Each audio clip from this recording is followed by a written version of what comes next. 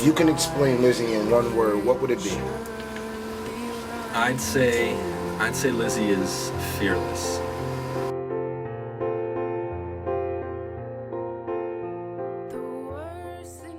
I thought it was going to be a great project to work on because when she sent me her emails and stuff, she sent me all her lyrics and all her ideas.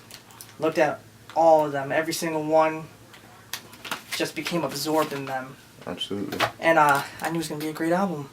Just all the ideas, she was very prepared, and that's what I was excited about too. Someone who knew what she wanted to do. Absolutely. Working on all this music and stuff, it's super fun, right? It's like, but it's boring. Like, let's just be honest. Like, it's sitting here and going through a verse 20 times over and like not liking it and still doing it another 20 times. It can get repetitive and boring, but like when you hear it, you know what I mean, when it's done, I mean, it is like... It's worth it. No, I've never done a drug in my life that has given me that kind of high. Ever. Right. Never. Never. Right.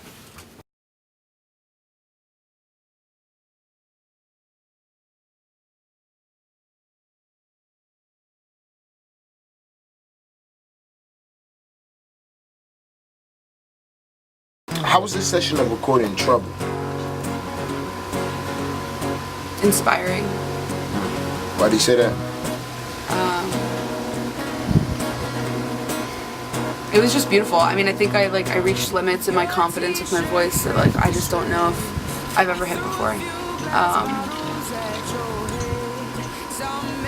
I've had a lot of like vocal damage in the past, and so very recently I've been really on top of it, doing voice therapy and things like that. And I think Trouble is the one song on this album that really showed me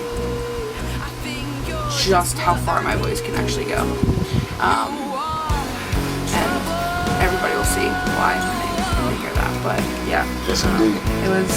it was beautiful, and it was great because it was kind of a wrap up of my time in LA. Trouble was written in LA, and it was about somebody from LA, and so it kind of like just got to be my wrap up for that.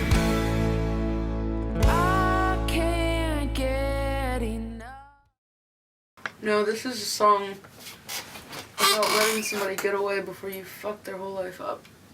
This is just to test the line. I cannot keep you alive.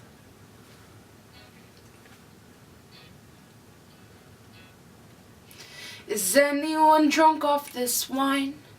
'Cause now I can tell you my lies. You say you need me, I say don't please me. Daydreams are only for the weak and for the lonely. If I cry, we all cry. Killer paradise. I don't come around here and waste your time.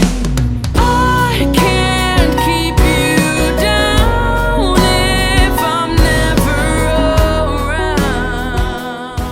This is gonna be so exciting. This is so exciting. And I can't watch you fall if I'm turned around.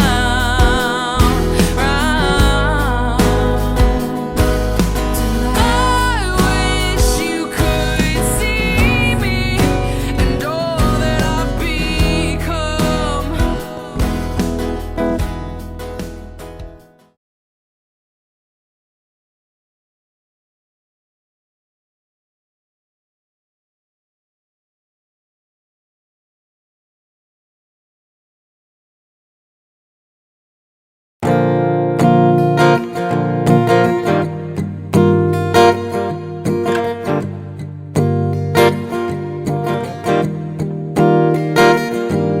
Empty home screams roam, sneaking out to take a peek. 5 a.m. hop a bike, I'm headed out because I'm weak in you.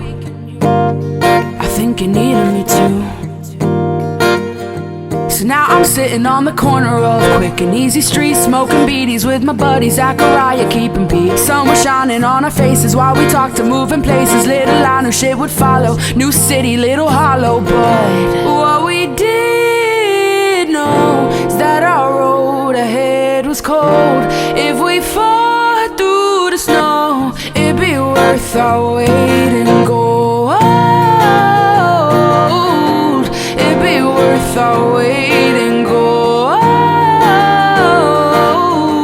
It'd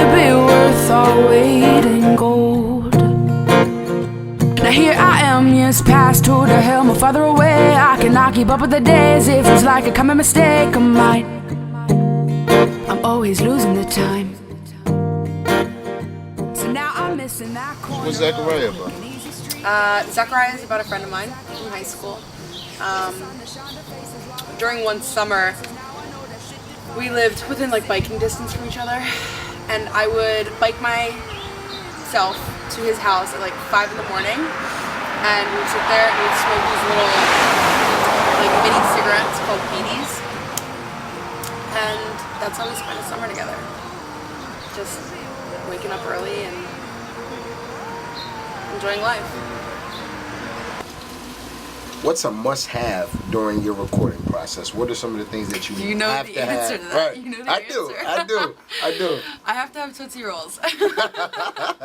Why Tootsie I Rolls? do. I have no idea, and I'm sure they're really not great to be eating while recording or like health-wise. But I don't know. They're like, it's a nerve thing to me, and I love Tootsie Rolls, and I never eat them.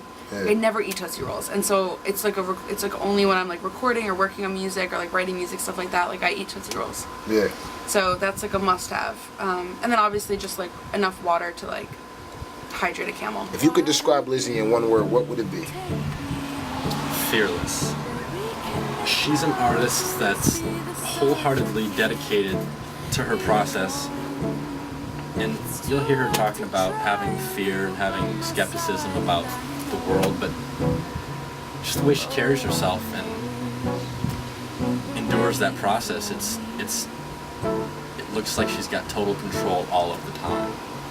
If I could explain Lyzzie in one word, it would be water. Because water is very calm, but also very strong. It's able to break through things with enough pressure, and I feel like Lyzzie has been able to overcome a lot of things in her life and just come out stronger than ever, and I can definitely see it in the lyrics of her songs. The struggles that she's been through, and she's been able to overcome every single one of them and still remain very kind, very calm, just a passionate person. So water. You're walking into those doors. What's running through your mind at the time? You can fucking do this. You can fucking do this. I'm my own champion in my head when I'm getting in there. A lot of the times, I think I was sharing this yesterday, but a lot of the times, like when I go for like a certain note or I go for like a really big line in the song, like I will talk myself into believing that like I'm somewhere else doing something like ridiculous. Like I think yesterday I was telling you guys, like for this one note, I can't tell if it was I can't remember if it was Keep You Down or Trouble, but I looked up and I was like, you're at the Grammys. James Franco, why James Franco's at the Grammys, I don't understand why, but James Franco is standing right there. He is waiting to hear that note that you recorded, and they want to see that you can do this in real person, so you better fucking sing this song right now. Absolutely. And it comes out. My mind is at peace. My heart is fulfilled. And my soul is like screaming off of every mountaintop there